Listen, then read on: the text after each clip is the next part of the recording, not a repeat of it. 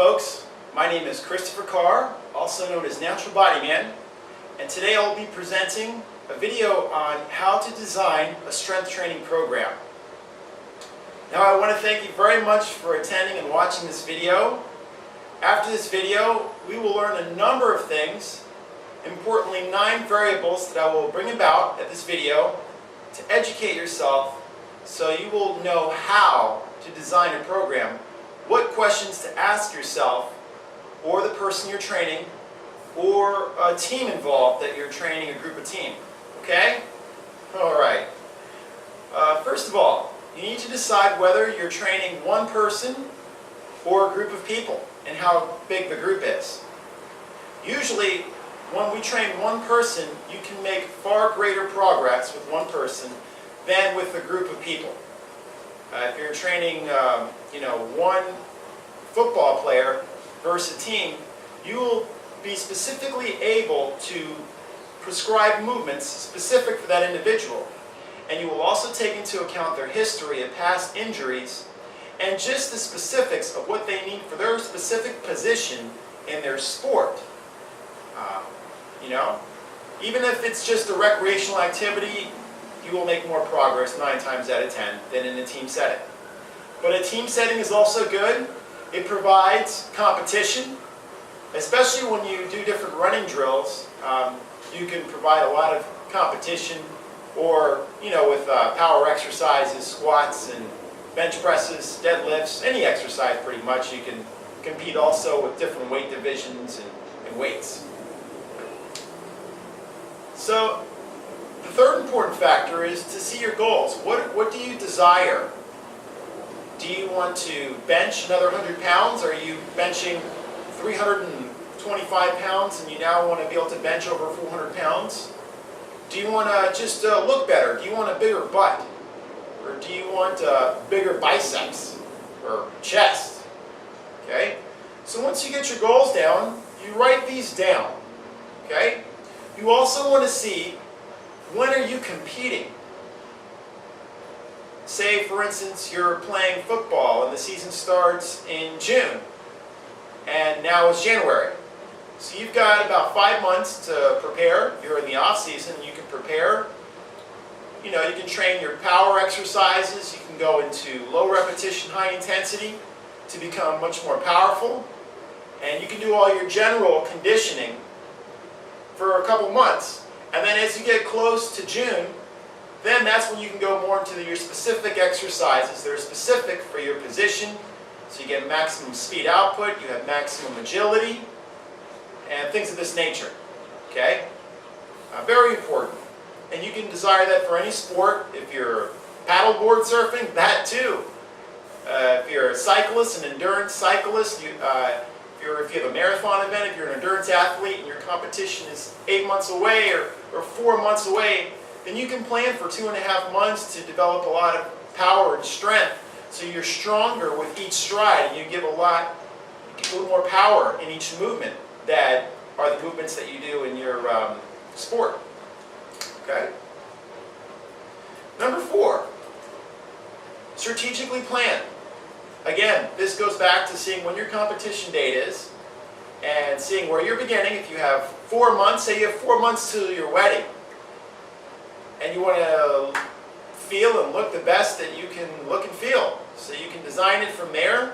You can do the big movements first to raise up your metabolism. So that way you're going to burn a lot of fat and gain lean muscle mass. And as you approach closer and closer to that day of the wedding, you can do more body shaping exercises to accentuate your hourglass figure or your shape as a guy. Okay? Number 5, take inventory. Take inventory of yourself. What are your injuries that you've had long-term in the past? Do you have a shoulder that acts up all the time? Did you have knee surgery a couple of years ago? Are your feet in good condition? Do you have spinal injuries or hip injuries? So you write these down and you see the progress. You write the date of the last injury. And you write your short-term injuries. Maybe you have a little bit of arthritis right now in your hands or wrists. Maybe one of your fingers is jammed. Things like this can be very vital to designing a strength training program very specifically for one person. That way they can make the most out of it. They won't injure themselves in the strength training program. They can rehabilitate their injuries with a very good coach, and they can reach their goal and surpass their goal. Also, fitness testing is very important. Let's test and see how strong you are. What's your power output? How much endurance do you have? How many push-ups can you do? How many times can you bench press, if you're a girl, 80 pounds? If you're a guy, how many times can you bench press 225 pounds till failure? What's your 1 RM max for the bench, for the squat, for the deadlift? What's your flexibility on the sit and reach? What are your measurements for your waist-to-hip ratio, which is a big determinant in your risk for cardiovascular disease? What are your measurements for the broadness of your chest? Outside your shoulders, inside your shoulders? What about your back when you bring out your lats? Or the thickness in your legs, your measurements? All of these are very important, especially for people who want to gain a specific body, shape, size, and structure. Taking measurements in the same place using validity and reliability can ensure that you're going to target more specifically just what you're aiming for and get the results that you desire. Including also test body fat. That's very big among fitness. Note also that the BMI, body mass index, was created back, I believe, in the 60s or before, and is fairly outdated. What it does is it takes your weight in kilograms and it divides it by your height in meters squared. And since the 1960s, the average person has at least 10 to 15 pounds more muscle mass. And we have a lot more people that are bodybuilders that are walking around, or amateur bodybuilders, or just people that work out in the gym all the time at LA Fitness and Bally's and different gyms that have like 15, 20 pounds more muscle mass. So that's not the best precursor to seeing how healthy you are. I would use the body fat index. And waist-hip ratio is pretty good because you know, the bigger waist you have, you know, if you're not exercising, then that's higher risk for heart disease. Okay, which also is higher risk for cancer too. Then you need to ask yourself for number 6, what's your availability? What are you willing to do? What are you willing to do whatever it takes? Are you willing to be available 5 days a week, 7 days a week to train? Maybe we only need 2 days a week to train. Maybe 3. This is also determined in what season you are. Are you peaking right now? Is this your competition season? Are you in the post-season? Are you just recovering from all the stress? Are you in the off-season or the pre-season where you're starting to get into your specific movements and you're still maximizing your strength and power output? Are you in the in-season when you just want to maintain your strength and power output and have all the agility that you can for your sport-specific arena?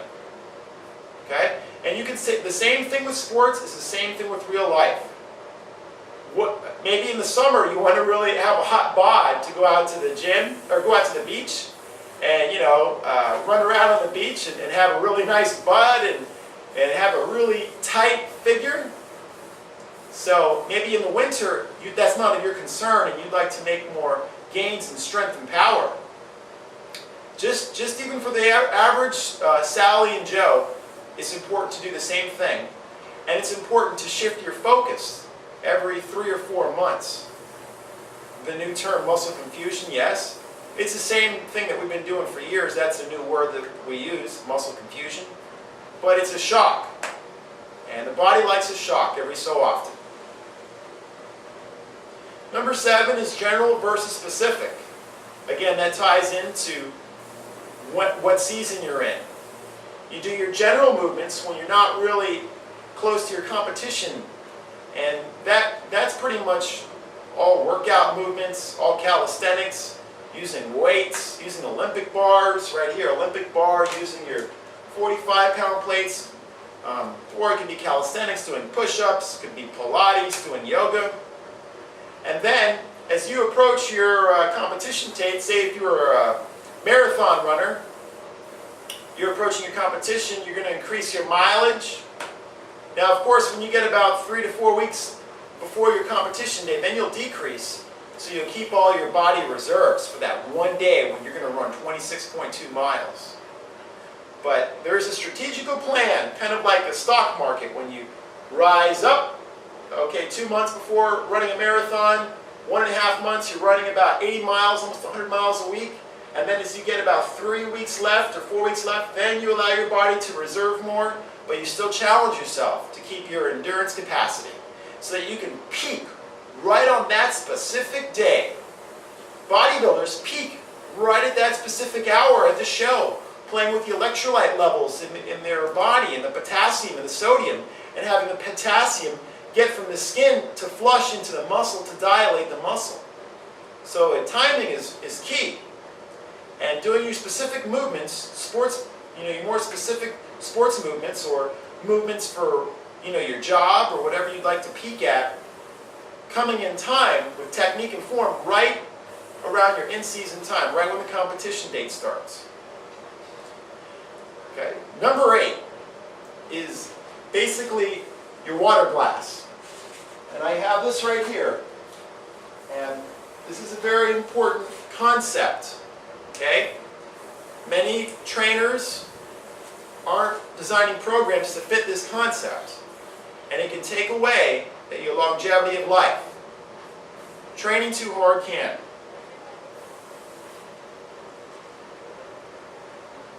Okay? This is a water glass. Okay? You ever see the cup half full, half empty? Say you're training, and you're just beginning a training program. You haven't worked out for almost a year. So you do 8 exercises with 1 set each. Okay?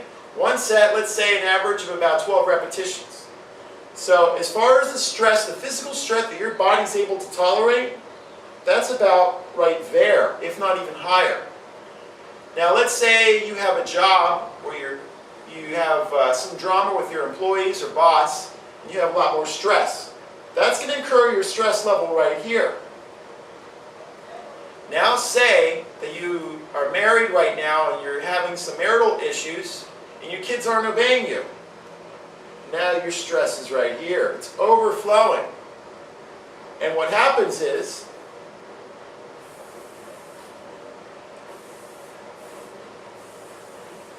this other box is your life.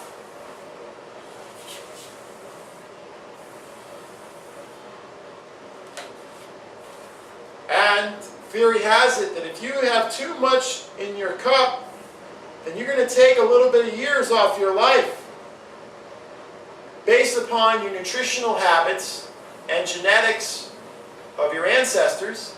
If you are given 100 years and you have all this stress, then you may take a couple of years off. So, stress can be a good thing, but if we continually have too much stress, we're going to get injuries,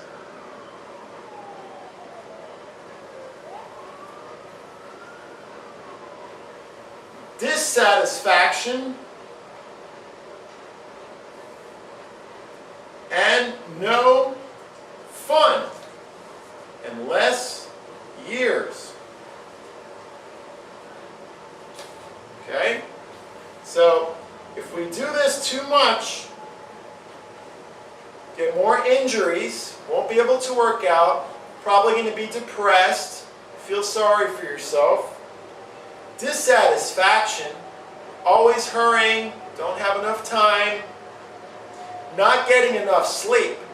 If you're on a strength training program and you're gaining some weight or doing some high intensity exercises and you're not getting 8 to 10 hours worth of sleep, you better, you should. Many people get less than 6 hours of sleep. If you're training with heavy weights, you can seriously hurt yourself. Or you can take some years off your life. I'm not saying it will happen, but it's a greater chance. Also, you probably won't be having as much fun. Your eyes may be baggy and bloodshot with blackness, and you may really feel like going to sleep all the time, and you just get used to this. Maybe you're going to age much faster. Maybe you're 32 years old, and maybe you look older than some people that are 45 or 50. Okay, this happens. This happens. Maybe you take years off your life. Maybe you have a life expectancy of 100 years old, but you're only going to live with all this stress all the time to 62 years. Okay? So, over time, we are able to train more using principles like GPO, gradual progression overload, okay? Or specific adaptations to impose demands, the SAID principle. Basically, over time you'll get better and better, but start out slow, be easy on yourself, be injury-free, use proper form and technique, enjoy what you're doing, build confidence and assurance, mental and emotional assurance, and you will grow naturally. Okay? So, I hope you liked what we covered, and I hope you're going to use this, because this isn't just for exercising and working out, but you can use these principles for the rest of your life, for major important decisions, and you know, if you have a certain date that something's happening, you can plan. We use this, it's called periodization. It's in the website. You can read about periodization under Strength Info. Under Strength Info and Fitness Gurus. And also check out the 5 factors of gaining muscle. That's a very good video, and it goes more in detail about how to specifically gain muscle. So I want to thank you very much for watching the video. I really enjoyed it. I want to give a special thanks. Recently I was in a class, Exercise Training Systems, and I took a lot of notes with Professor Brian Remington, who's also the FAU head strength coach of all the sports over there, including the FAU football team. Big congrats to them. Way to go. I also want to give a special thanks to Dr. Patrick Jacobs, also an assistant and strength coach of some very, very good college teams. He helped teach me a lot in my bringing in advanced methods of strength and conditioning and functional biomechanics. Also, I want to say a special thanks to the authors of The Essentials of Strength and Conditioning, Backel and Earl, 2nd edition, and the International Fitness Professional Association. Thank you very much for all your insight and education over the years. I've obtained about 6 certifications through you guys. And I want to say a special thanks to the gyms that I've worked out in the recent years. Tropical Gym, home of hybrid training and strongman competition with John. And thank you very much for My Speed Trainer and your allowance of allowing me to educate myself more with the speed tactics, how to get athletes much, much faster. With Eddie Winslow, thank you very much. And I look forward to you have a better life. Feeling better from the inside, and looking better and stronger and more powerful. Remember, have fun and exercise. Yeah!